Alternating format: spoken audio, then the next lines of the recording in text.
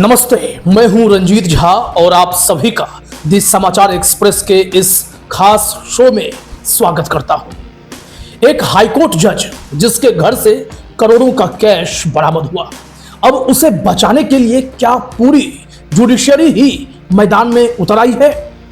एक तरफ जांच के नाम पर 3 जजों की कमेटी, तो दूसरी तरफ जस्टिस वर्मा के साथ धाकड़ वकीलों की सीक्रेट मीटिंग। जी हां, आपने सही सुना, जज ने खुद को बचाने के लिए वकीलों की फौज इकट्ठी कर ली है। और सुप्रीम कोर्ट में सीजेआई संजीव खन्ना का रवैया भी जस्टिस वर्मा का कवच बनता जा रहा है। इतना ही नहीं, जजों के डर्टी कांड मामले में भी सुप्रीम कोर्ट ने चौंकाने वाला फैसला कर लिया है, जो आपके भी होश उड़ा देगा कि आखिर जुडिशरी में क्यों जजों को इस कदर सुरक्षा कवच प्रदान करने की कवायद चल पड़ी है। यह सब मसला जुडिशरी के इरादे पर सवाल खड़े कर रही है। क्या यह सब एक बड़ी साजिश का हिस्सा है? आइए इस सनसनीखेज मामले की परतें खोलते हैं।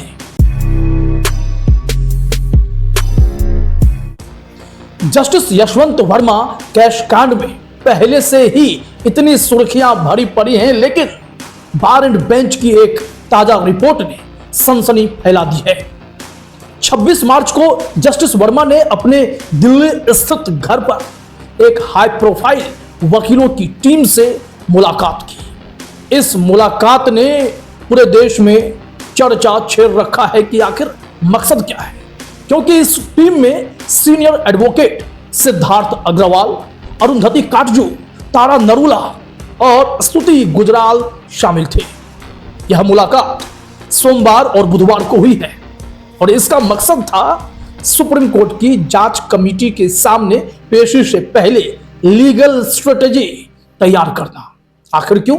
आप पाक साफ है तो आपको इतने बड़े वकीलों के फौज की जरूरत क्यों पड़ रही है? सुप्रीम कोर्ट ने 22 मार्च को ही 3 जजों की कमेटी बनाई थी, जिसमें जस्टिस शील नागू, जस्टिस जीएस संधवालिया और जस्टिस अनु शिवरमन शामिल हैं। लेकिन सवाल यह है कि जस्टिस वर्मा खुद 22 साल से जज है और पहले वकील भी रह चुके हैं।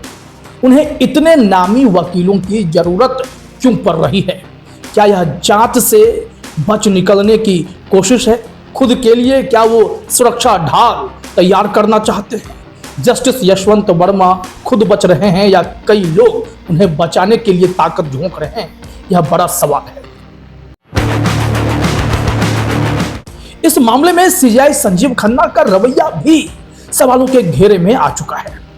26 मार्च को वकील मैथ्यूज नेदुम्पारा ने सुप्रीम कोर्ट में एक याचिका लगाई और उसकी चर्चा भी हुई। उनकी याचिका में 3 प्रमुख मांगे थी। पहला, जस्टिस वर्मा के खिलाफ एफआईआर दर्ज हो, और दूसरी मांग, इस मामले की निष्पक्ष स्वतंत्र जांच हो। तीसरी बात यह कि सुप्रीम कोर्ट इस मामले में पारदर्शिता बरते, खासकर इस बात को लेकर कि जो कमेटी बनाई गई है वो कितनी निष्पक्षता से जांच करेगी।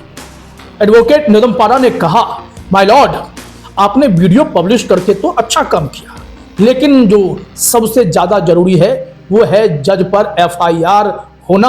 हम सब उसका इंतजार कर रहे हैं। लेकिन सीजेआई ने सख्ती से जवाब दिया, रजिस्ट्री अपडेट का आप इंतजार कीजिए, मैं इसकी अर्जेंट सुनवाई नहीं करूंगा। केस लिस्टिंग हो गई है, रजिस्ट्री से तारीख मिले तभी आइएगा। वहीं एक महिला याचिकाकर्ता भी वहां थी। उन्होंने कहा, अगर कोई आम आदमी या बिजनेसमैन होता तो अब तक ईडी और सीबीआई दौड़ पड़ती, लेकिन जज होने की वजह से क्या उन्हें छूट मिल रही है? ऐसा भेदभाव क्यों? यह भी सीजेआई खन्ना के रवैये पर सवाल खड़ा करता है कि वो क्यों बचा रहे हैं। इस बीच सुप्रीम कोर्ट ने जस्टिस वर्मा को उनके पैतृक कोर्ट इलाहाबाद हाई कोर्ट में ट्रांसफर करने की सिफारिश कर दी, लेकिन Allahabad high court bar association ने इसका कड़ा विरोध पहले दिन से किया है। 21 मार्च को बार एसोसिएशन ने एक बयान जारी कर कहा, हम कचरे का डिब्बा तो नहीं है ना। इलाहाबाद हाईकोर्ट पहले से ही जजों की कमी से जूझ रहा है। ऐसे में एक विवादित और भ्रष्ट जज को यहां भेजना गलत है। बार एसोसिएशन ने यह भी कहा कि जस्टिस वर्मा का ट्रांसफर हाईकोर्ट की साख को नुकसान पहुंचाएगा, लेकिन तमाम विरोध के बावजूद जस्टिस संजीव खन्ना ने इस ट्रांसफर पर मुहर लगा दी। अब सवाल यह है, क्या यह ट्रांसफर सजा है या जस्टिस वर्मा को बचाने की एक चाल है? अब इस मामले में कई पहलू खुलकर सामने आ रहे हैं। एक पक्ष मशहूर वकील प्रशांत भूषण का है। उन्होंने भी इस मामले में अपनी आवाज बुलंद की है, लेकिन उनका तरीका थोड़ा डिफरेंट है।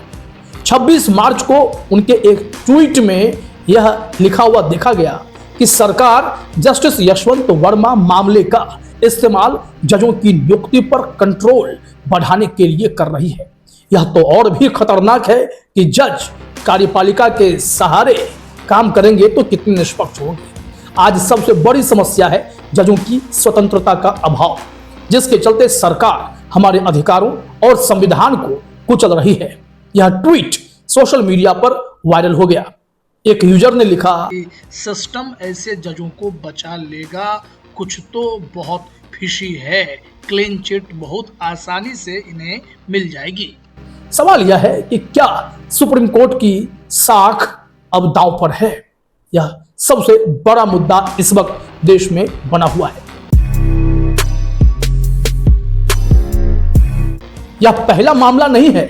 हाल ही में कर्नाटक हनी ट्रैप केस में भी सुप्रीम कोर्ट का रवैया सवालों के घेरे में आया। इस केस में 48 नेताओं और जजों को हनी ट्रैप का शिकार बनाए जाने का आरोप लगा था। सबसे बड़ी बात यह है कि जज के प्राइवेट वीडियोज बनाए गए और उस वीडियोज के सहारे उनसे मनमाफिक फैसले करवाए जाएंगे, ऐसी चर्चा जोर पकड़े हुए है। लेकिन तब भी सुप्रीम कोर्ट में जब यह पीआईएल गया तो क्या हुआ? क्योंकि पीआईएल में सीबीआई जांच की मांग की गई थी, लेकिन सुप्रीम कोर्ट ने आज इसे खारिज कर दिया। कोर्ट ने कहा यह मामला जांच का हकदार नहीं है। सवाल यह है कि अपने जजों को बचाने की बेचैनी क्यों है? क्या सुप्रीम कोर्ट की निष्पक्षता अब वाकई सवालों के घेरे में है? क्या हर जज अब क्या सुरक्षा कवच लेकर घूमते रहेंगे? यह एक गंभीर सवाल उठ खड़ा हुआ है। सोशल मीडिया पर लोग गुस्से में हैं। कोई कह रहा है कि जस्टिस वर्मा को सजा मिलनी चाहिए, तो कोई सुप्रीम कोर्ट की नीयत पर सवाल उठा रहा है। एक यूजर ने लिखा, जजों को बचाने की साजिश साफ दिख रही है। कर्नाटक हनी ट्रैप केस और कैश कांड ने सुप्रीम कोर्ट की साख को कटघरे में खड़ा कर दिया है। जनता पूछ रही है, अगर जज ही भ्रष्ट हैं तो न्याय कौन करेगा?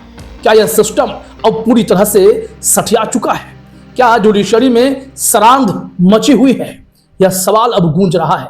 कैश कांड से हनी ट्रैप तक सुप्रीम कोर्ट की चुप्पी कई सवाल खड़े कर रही है। क्या जस्टिस वर्मा को सजा मिलेगी या सिस्टम उन्हें बचा लेगा? हमें कमेंट में बताएं आप क्या सोचते हैं। इस चैनल को लाइक करें, शेयर करें, सब्सक्राइब करें ताकि हर अपडेट आप तक पहुंचे, क्योंकि सच का इंतजार अभी बाकी है और हम सच्चाई की परतें आपके सामने खोलते रहेंगे। बहुत बहुत धन्यवाद, बहुत बहुत शुक्रिया।